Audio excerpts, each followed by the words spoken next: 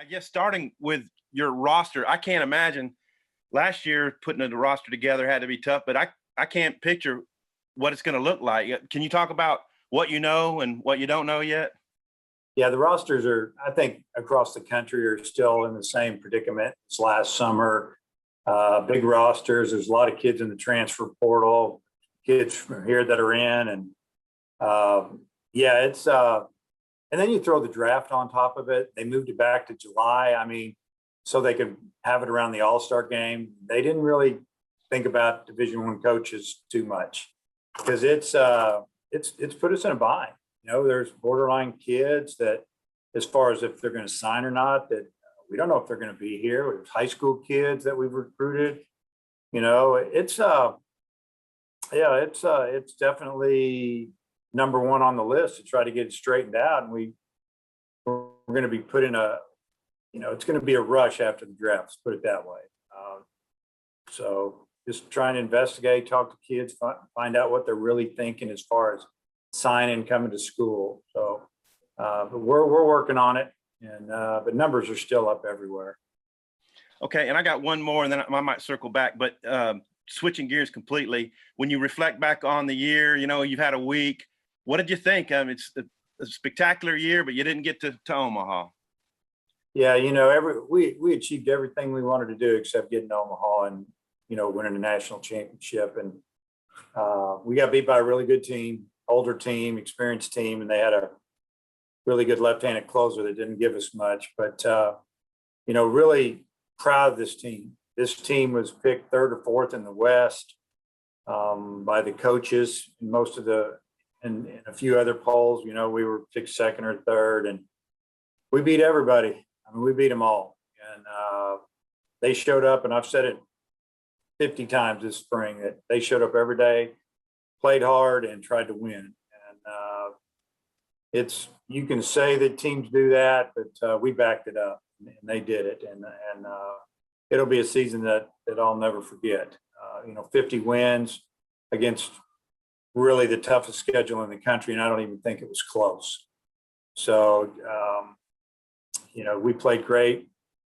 Neutral sites, I think we were like 6 or 7-0 on the road. We won big time on the road, mostly against ranked teams, and at home we played really well, you know, as well. So had some great players that had really good season. Had some players that had okay season, but they showed up every day. And no, I'm proud of it. I'm proud of what happened. And as far as, you know, from day one when we started playing to the end of the season, take away the last 2 games, it was an unbelievable season.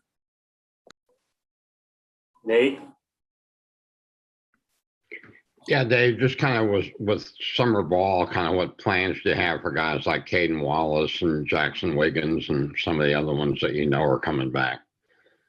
Well, they're going to be out and about playing all over the country. Wiggins is going to go with Team USA for, I guess, about a 17-day tour. So Robert Moore.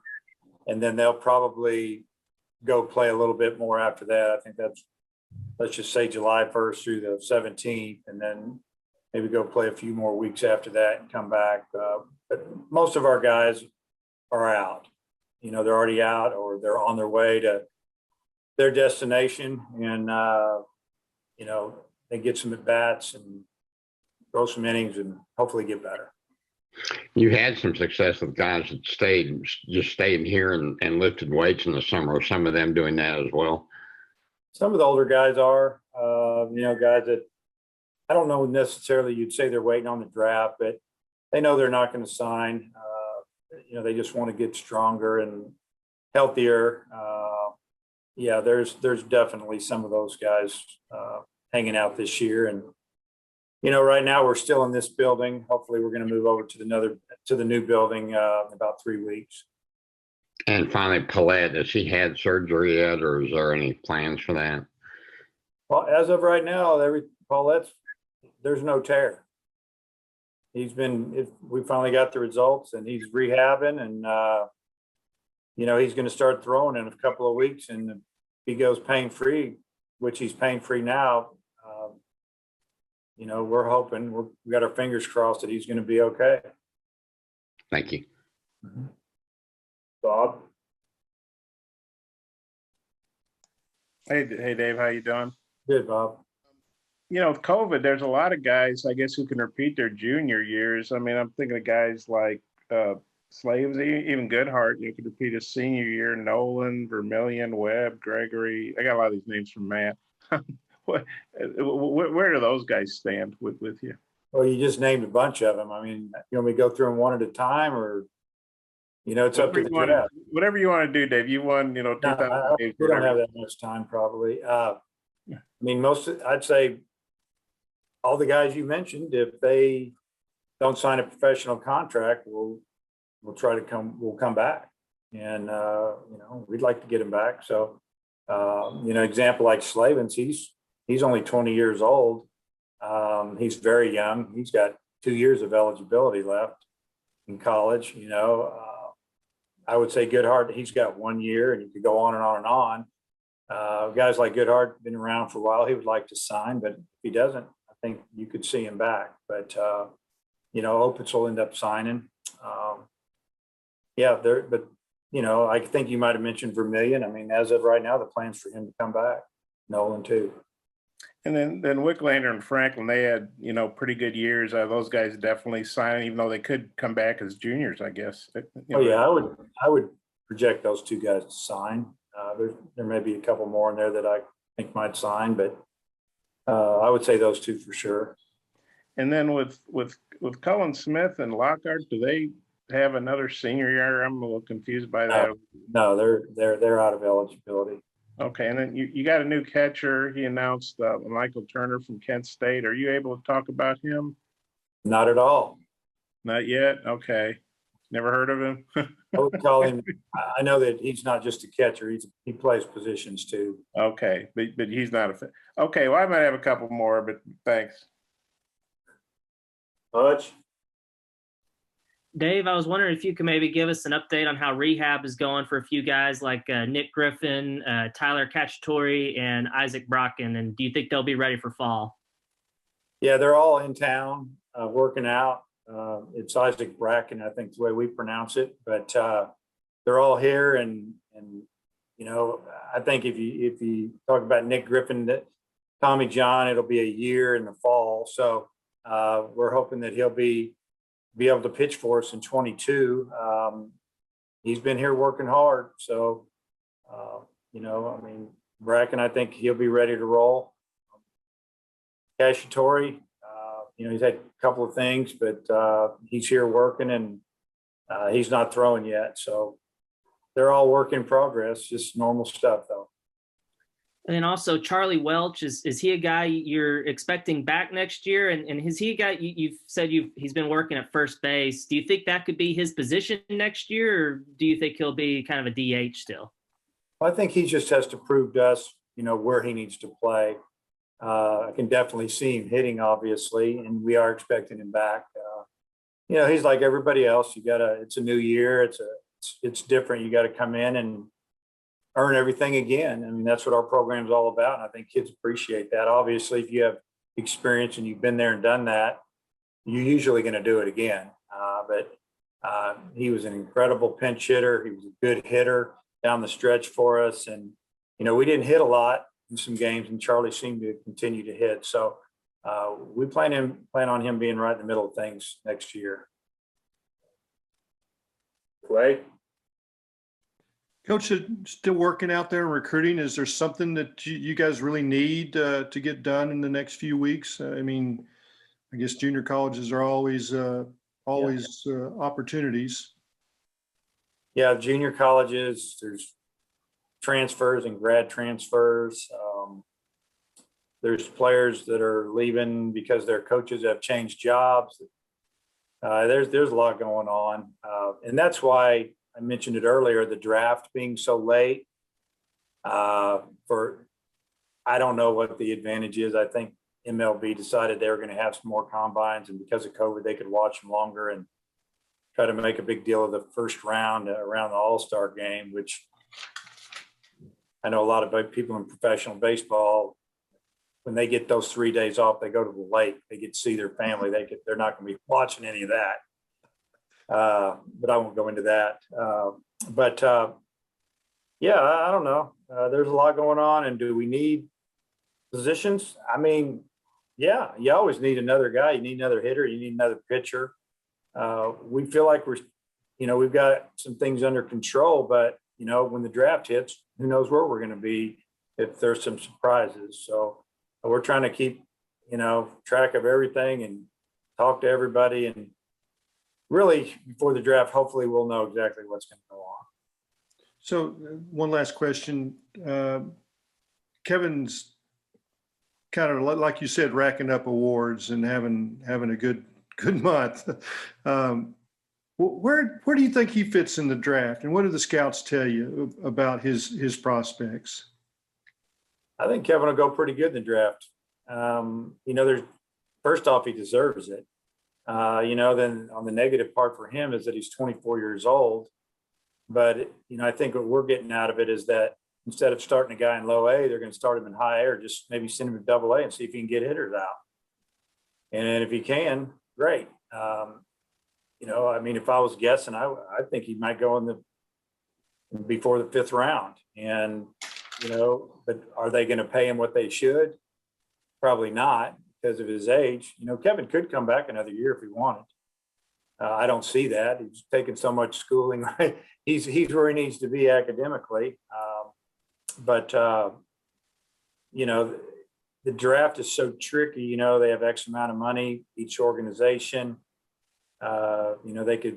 They always try to save a little here, a little there, so they can pay a guy more than their slot. So you might see that come into play. But I would think before the draft that Kevin will, be talking to and he is talking to these teams, and maybe they'll get something worked out. If that team happens to pick him, then he can just go do his thing.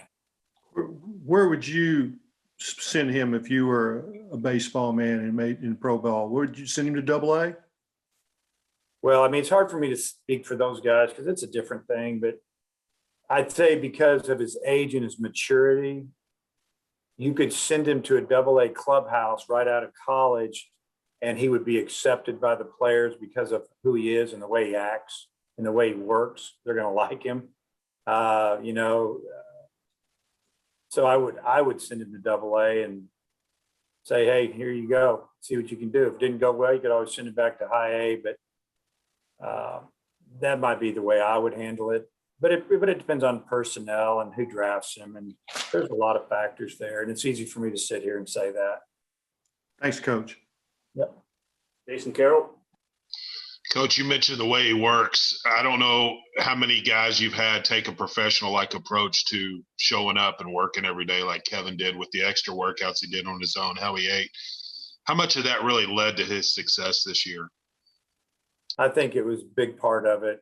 And then he found himself, man, on the mound. He just got comfortable, and he could command the baseball like no other pitcher I've really ever had, with just by working at it and repeating everything, his delivery, and it was amazing. But we'll be able to talk about Kevin many years down the road and how he got in shape, how he changed his body, got his mind right, the way he ate, nutrition, and I think it's going to help a player or two in the future here. Just if they'll listen and look at the success he had. I think maybe not to the extreme that Kevin, the success that he had, but it's going to help make some of these players down the road better. And you mentioned all the things that you guys did this season, just the uniqueness of this season and how you guys approach things on the mound and at the plate, and just how all that came together to get those 50 wins. Is this one of the more unique seasons in your coaching time? Oh, yeah. If you really take a step back and look at it, we didn't have 3 conference starters that we just knew that every time we gave them the ball, we had a great opportunity to win. They weren't settled. We didn't settle in on anything. It was Patrick Wicklander, and then let's try this guy and that guy, and then we give the ball to Kevin, or use Costu or Monk in there a little bit. If you're really just talking about, we pitched about 5 guys down the stretch, and maybe 6, and just because that's what was winning, that was the formula. I've been on I've coached a few teams that have won 60 or 50 plus, and we've always had 3 starters that we knew pretty much all year, and they stayed healthy, and had a closer, and we could hit a little bit and field. This team was a little different. We could really field, and we had some great days of play. We hit home runs and we walked. We didn't hit for a high batting average, but we faced some incredible pitching. Because of our schedule, we didn't load up on Tuesdays and Wednesdays where we were scoring 15 runs and getting 15 hits very many times, like maybe some other places did, and kept the average down. But yeah, this was very unique. I think the coaches did a great job. Coach Hobbs, Coach Thompson, Coach Wernes. We got them rounded up, and we figured it out, and we went with it, and the players bought in, and they played great. All right, we'll come back around. Tom? Dave, I'm trying to think your core guys, Moore and Wallace and Welch you've mentioned. You expect Battles to get drafted and sign. Who else is core guys that are coming back, and pitchers? Well, Battles, I was texting with him last night. He's always kidding me because he wore number 2. And he said, Coach, you're going to give up number 2 next year. And I said, if you come back, I will. And he said, okay, good to know. But I don't see him coming back. I just think that, the lacrosse people like him a lot, and they like his size and just the way he plays. So we'll see how that turns out. But I think you could see him gone before the 5th round as well. Braden Webb wants to come back. I think that could happen. Wallace, like you said, Welch, Ethan Bates. Ethan Bates is out in California playing summer ball, hit a home run the other night. Zach Gregory wants to come back. We're hoping Slavens will come back, and we've got some really talented freshmen coming in, and maybe a transfer too, I was asked earlier about that I can't comment about, but we just need to make sure we have it covered. We've got a couple of JC guys that are coming in, and we'll be fine. Okay, and then I had a question about what NC State has done down the stretch and in the postseason and in Omaha, and just your thoughts about Omaha in general too. Yeah, NC State, and I mentioned this when I saw the bracket, but I've mentioned this a couple of times. We immediately said, if we win our regional, we're going to play NC State. They're going to win it. They were a preseason team, ranked in the top 15. They got off to a bad start. They have a veteran team, very mature team.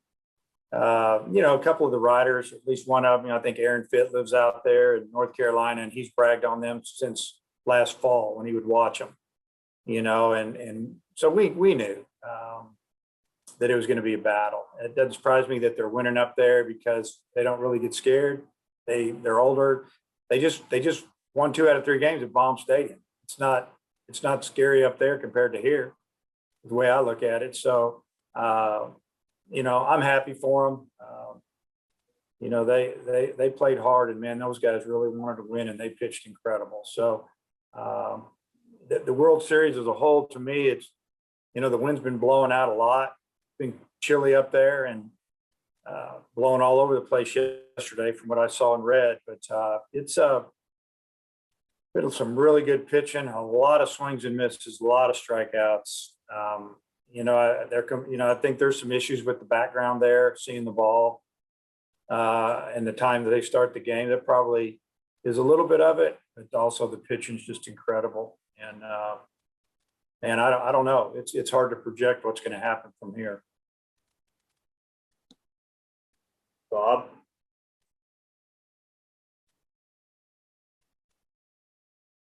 Sorry, Dave. I was having trouble with my mouse thing here. And I know that's a shock to everybody. How big a relief, or how nice a pleasant surprise was it that Paulette doesn't have a tear, and could he be, your number 1 guy next year, maybe? Yeah, I think that he could. We're not holding our breath on that. We just want to wait and see how this goes.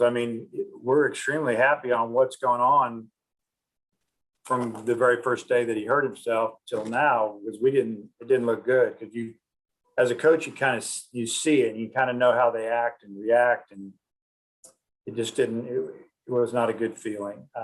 But then they go in and they look at it, they think it might have a tear. MRI doesn't show a tear. They go back and they do the dye thing where they put dye in there, and usually it'll run to the tear. They did it. They sent those off to someone, actually two different areas, two different groups that are big time specialists in that area. They didn't see a tear. But doesn't mean there's not one in there. So rehab and then start to throw. And if he probably gets into summer, fall with no pain, he may be good to go. So we're excited about that. And then, Connor had a pretty good freshman year, and then, this year he was hurt, and that probably had maybe something to do with not starting well. What are your anticipation for him moving forward?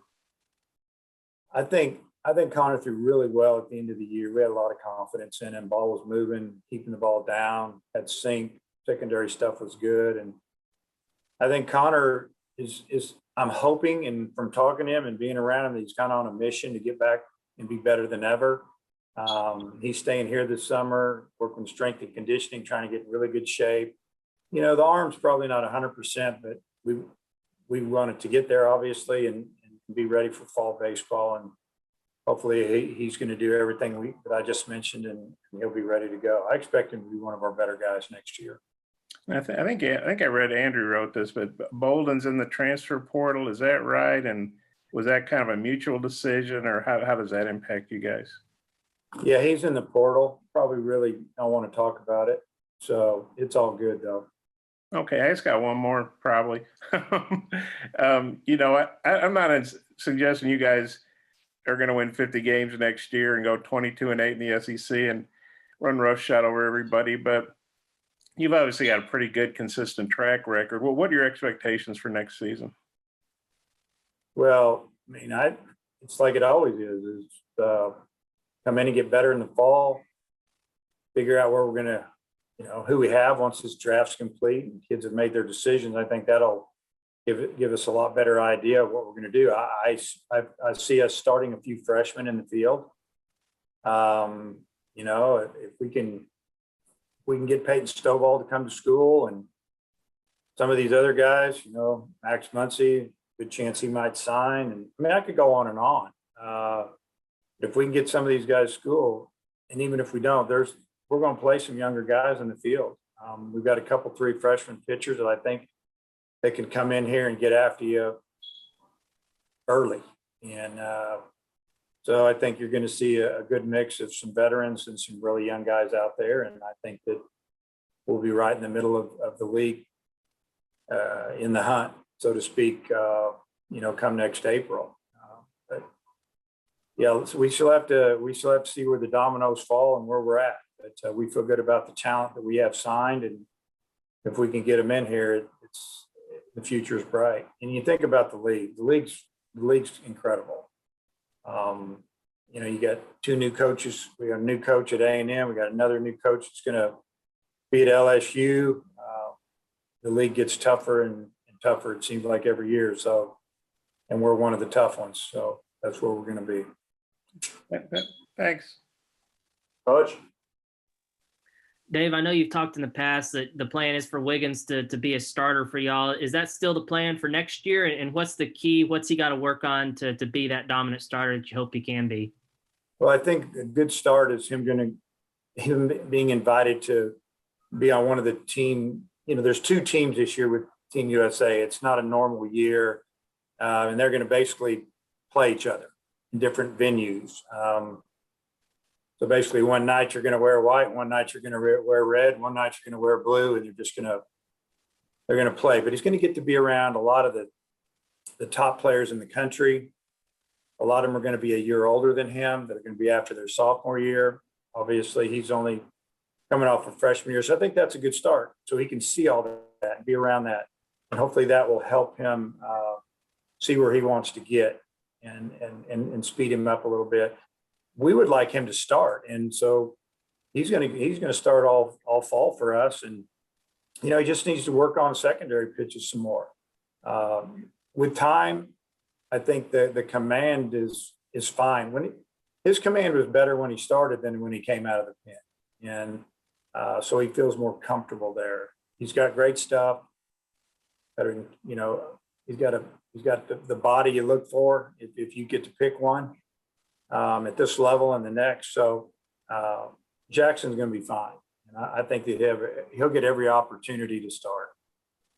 And then Heston Toll, what kind of role do you envision for him? And could he be a guy that gets extended into being a starter? He's a strike thrower, obviously. You know, his fastball, he increased his velocity 2 or 3 miles an hour from when he got here. But what he really did was he learned how to throw a slider for a strike, and it's a real pitch. You can get people out with it, finish them off, so to speak. So it's got a pretty good changeup. So I just mentioned 3 pitches. So why couldn't he be a starter? So, and I imagine that his velocity will go up another mile an hour or two, and all of a sudden he's pitching 92, 93 with a slider and a changeup. Big, tall kid, strong, dedicated. He'll have every opportunity to be a starter. He could be a long reliever, you know, spot closer. We'll just see how it turns out, but he's definitely in our plans. And Franklin leaving, that leaves kind of a pretty big hole in center. Do you have any kind of ideas right now on how y'all will go about, you know, filling that spot? Yeah, we're going to put some guys out there in the fall, and who's ever the best will play there. So I know a lot of people will see this, and I'm not just going to tell you someone's going to walk over there. They're going to have to go earn it, and they will. But it's open, it's wide open, and you know. And honestly, I could put Caden Wallace in center field if I wanted to. The kid can really, really run. He's fearless out there, and you know, we'll see how it turns out. But we've got some other guys. We've got kids that when you get a freshman in here, you know, freshmen just want to play. Yeah, they might have played shortstop in high school, but maybe their first year in college they have to play, you know, center field. So we'll see. And then the last one I got, you mentioned Caden Wallace. You know, do you anticipate him staying in the outfield, or could he move to third, or is he a guy that's maybe versatile enough to play kind of wherever, depending on who all you got? Yeah, he's going to do both in the fall. He'll play third base. He'll play outfield. Professionally, you know, a lot of the scouts like him in the outfield.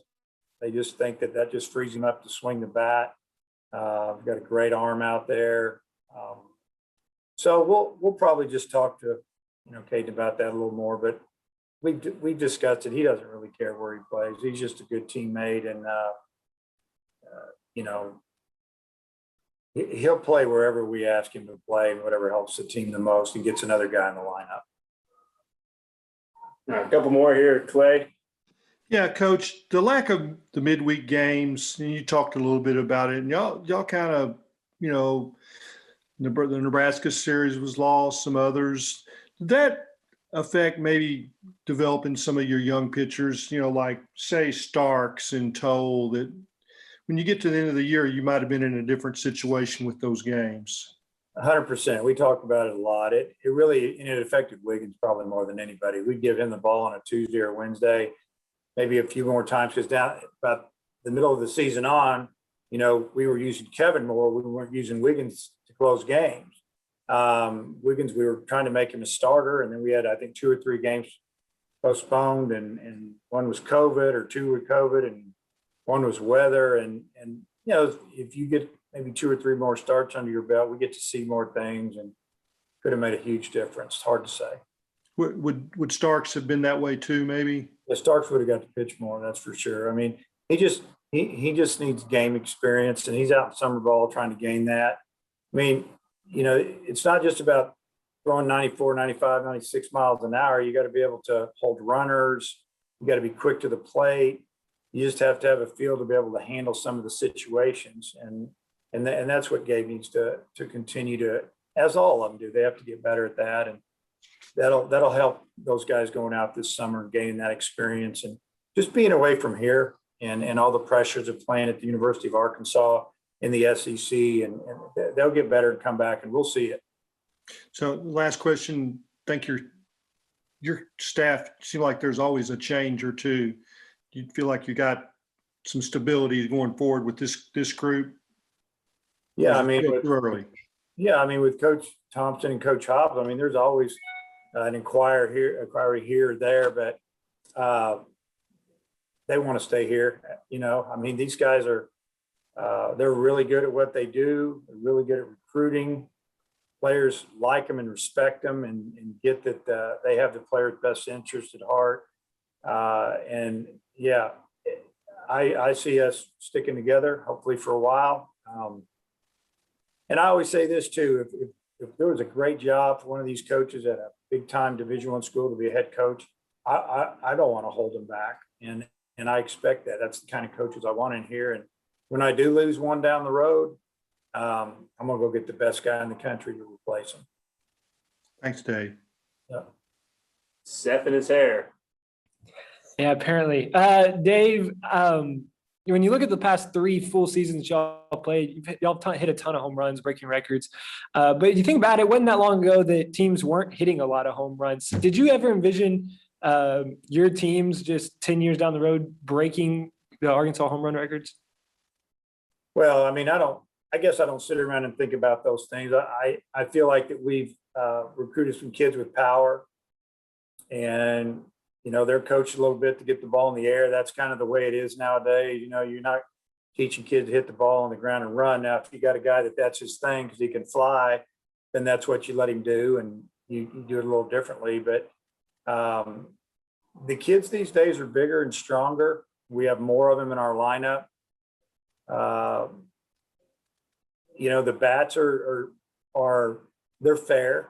The baseball is a lot better than it was back in, I don't know, the big seam ball. I don't remember when they switched it, but it wouldn't travel. It would get out there and just kind of drop. You know, so the ball is a lot more friendly to hitters than it used to be. It has made our game better because the game got really boring there for a while, and the game's popular. We need to keep it there, and you're going to keep it there. Yeah, you need to have good pitchers and guys strike people out, and that fans like that, but they want to see some action too. And so I don't think that it's that, you know, we've changed a lot. I think just players are stronger. Coach Thompson's philosophy is to get the ball in the air like it is in professional baseball now, and percentages getting on base are better. Unless you're just a good runner. So that's what we're trying to do. And you mentioned players are stronger. Do you think they're coming into your program stronger, or are y'all developing that as well? It's both. Kids are just bigger than they were 10 years ago. They strength and conditioning is better at their high schools and summer ball. And, you know, a lot of them have, you know, some personal trainers and different things they're working with. I just think kids are stronger getting here. They like the weight room, and you know, we've done a great job. I mean, Coach Kinsley's done a super job with our team as far as keeping guys healthy. You know, we haven't really, knock on wood, we haven't had hamstring issues. And obviously we've gotten a lot stronger and bigger, but it's more about strength, not about size. It's about strength and quickness. Thanks, Dave. Yeah. Final question, Phil Elson. Hi, Dave. You expect to move offices into the new building anytime in the next couple of months? I'd say in the next 3 weeks, probably about 3 weeks. And, you know, I don't want to move in there at all till they're 100% out. You know, construction's already going on, at least tear down in our area, not in our offices, but all around all the suites, because they're redoing all the suites, every one of them. And then our offices are going to turn into suites. And, so when they get done over there, we'll move over there. So we're excited to get there. Also, late in the season on a pregame show, you had told me that you felt, and I might not remember your words exactly, more energized and positive about coaching than you had in a while. I wonder if that was something that developed as this season went on, or if that was, you know, a mindset that you had already going into the season. Yeah, I think what our conversation was, and I don't know how we got started, but it was that it's more about, I always have the energy and excited to do it. get up every day. I get excited about recruiting, and if I ever lose that, I think is what I told you, then I won't do it. And but I think more of the conversation was that, when you're a parent and you have kids, obviously you miss a lot of things with them growing up. And with me, it was girls, whether it was soccer or cheerleading or whatever, miss a lot of things. And now my kids are older. One's married, 27 years old, and the other one's 23 and just got engaged, but they're out of the house. And so I don't feel the guilt that I used to. So it's for me to get and go. Wife likes it. She loves it. Karen loves that I'm coaching, wants me to coach. She knows I really like the competition. I think that's more of what I was saying, that 10 years ago, you think, oh, I'll work another 10 years. Now that I'm here and I know where I'm at, with my family, I don't see the end in sight. I really enjoy it. I love the coaches. I like what's going on here. Good. Last thing, I don't know if you'd mentioned Dylan Leach, and just it seems that he, has a lot of positives on both sides of the game. And just your thoughts on where Dylan can develop in the off season and what you see for him in the future. Yeah, to me, and his name wasn't mentioned when I was asked the question. He's one of our core guys to get back, because we brought him in early. He wanted to come early. He knew he was going to back up Casey, wasn't going to play much, and he just wanted to learn from him. Now he's still very young. He's out in the California League. He's playing, and they like him. I heard he hit a home run the other night. When he got here, he was a switch hitter. We just felt like his swing from the right side was a lot more powerful. It was just a better swing, more powerful. That he's just right now he's focusing on hitting just right-handed. So Dylan loves to play. You saw the energy he brought when he played, and Casey taught him a lot. And I think it's going to help him going forward. So definitely expect him to be a big part of the team.